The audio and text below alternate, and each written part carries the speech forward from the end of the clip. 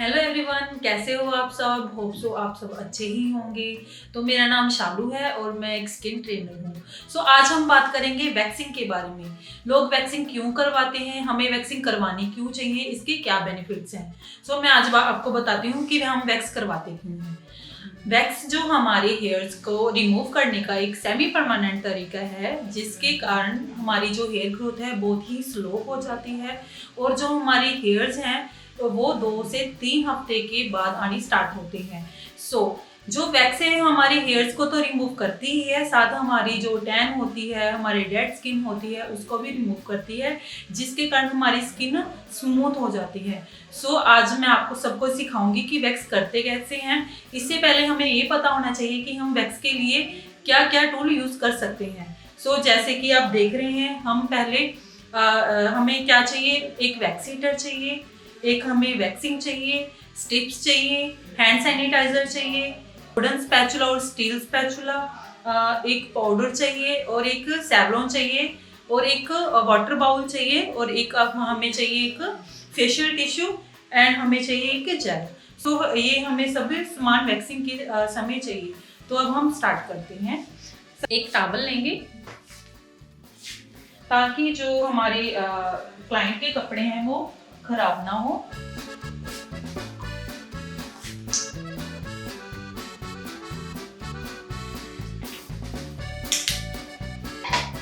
अपनी हैंड्स को अच्छे से क्लीन करेंगे।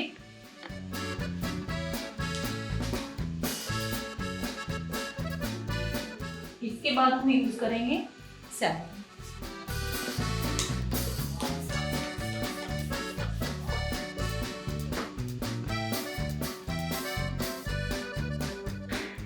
सैवलॉन जो हमारी क्या डिसइंफेक्शन के लिए यूज किया जाता है, क्योंकि कई बार कई क्लाइंट ऐसे होते हैं जिसको स्किन की एलर्जी होती है।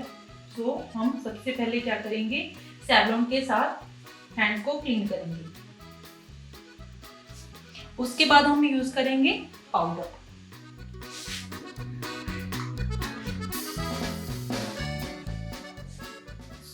पाउडर हम 2 तरीके से यूज कर सकते हैं। एक तो जैसे आप देख रहे हो, मैंने डैब डैब करके डायरेक्ट पाउडर को डाला है, और दूसरी तरह आप एक जैसे आपने देखा होगा कि पफ की हेल्प से भी आप लगा सकते हो। तो जैसे मैं फर्स्ट वाला तरीका यूज कर रही हूँ क्योंकि ये मुझे ज़्यादा हाइजीनिक लगता है। इसके बाद हमें चाहिए वुडन स्पैचुला। इसमें 2 तरह के स्पैचुले का हम यूज कर सकते हैं, एक स्टील वाला, एक वुडन वाला। अगर आप बिगिनर हो, आपने फर्स्ट टाइम वैक्स कर रहे हो, तो आप ये वाला यूज कर सकते हो। अगर आपने पहले भी वैक्सिंग की हुई है तो आप स्टील वाला यूज कर सकते हो। तो मैं स्टील वाला यूज कर रही हूँ। और इसके साथ हमें चाहिए एक स्टिक। जब भी हम वैक्स लगाते हैं तो हमें हमेशा डायरेक्शन के अकॉर्डिंग ही वैक्स लगानी चाहिए। सबसे पहले आप चेक करोगे कि वैक्स ठंडी गर्म तो नहीं है। तो कैसे चेक करोगे, यहाँ पर। अगर आपको लगता है कि वैक्स गर्म है तो आप जैसे कि क्या कर सकते हो, ऐसे करके इसे ठंडी भी कर सकते हो।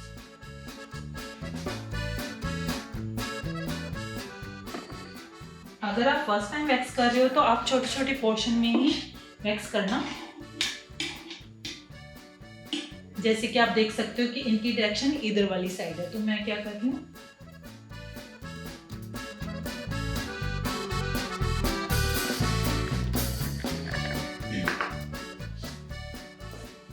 हमें इस जो स्टिप्स की 2 साइड्स होती हैं, हमें हमेशा प्लेन वाली साइड यूज करनी चाहिए। इसको किया, ऐसे प्रेस किया,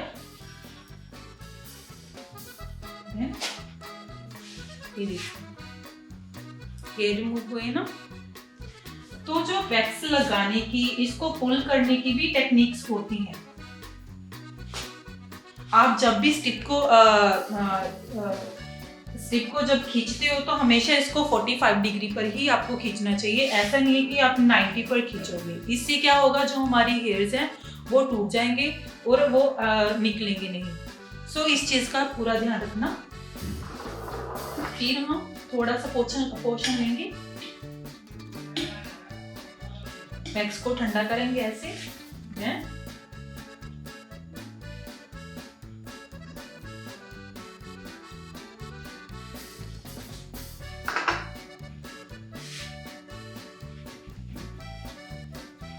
नीचे से स्ट्रेच करना मत भूलना, ऐसे 45 डिग्री।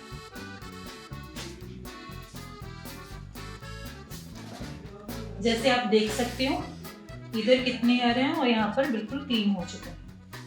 तो ऐसे ही हम इनकी आम को कंप्लीट करेंगे।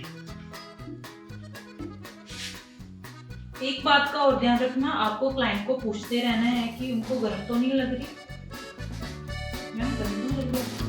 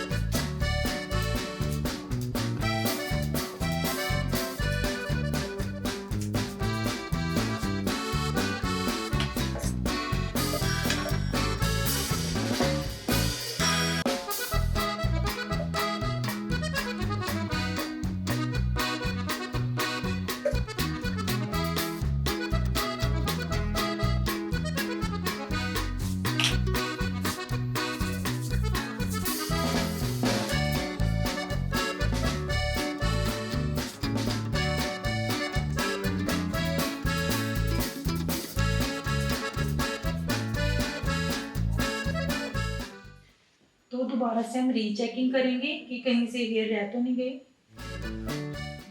जैसे ये देखो, ये इनके थोड़ा सा ये वाला एरिया पड़ा हुआ है।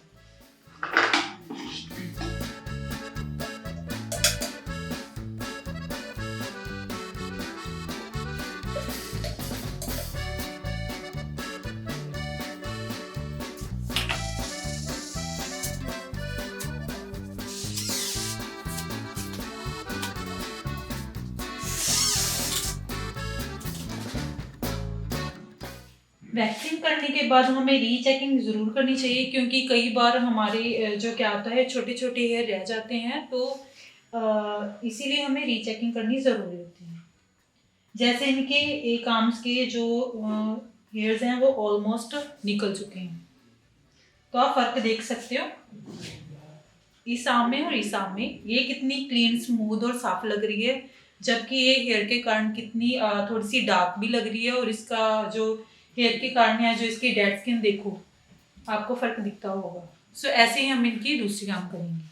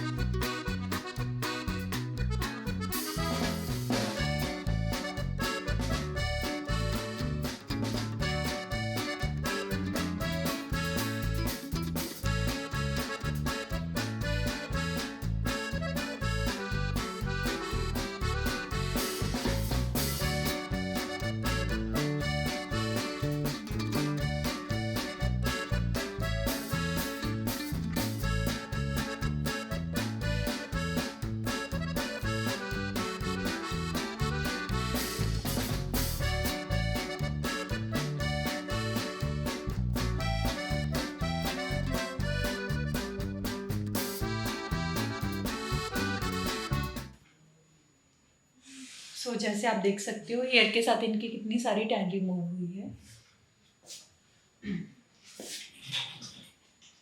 तो अब हम वाटर के साथ इनकी जो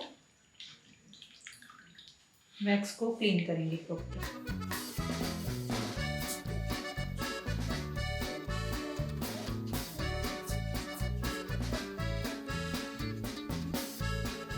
अब हम एलोवेरा जेल का यूज करेंगे।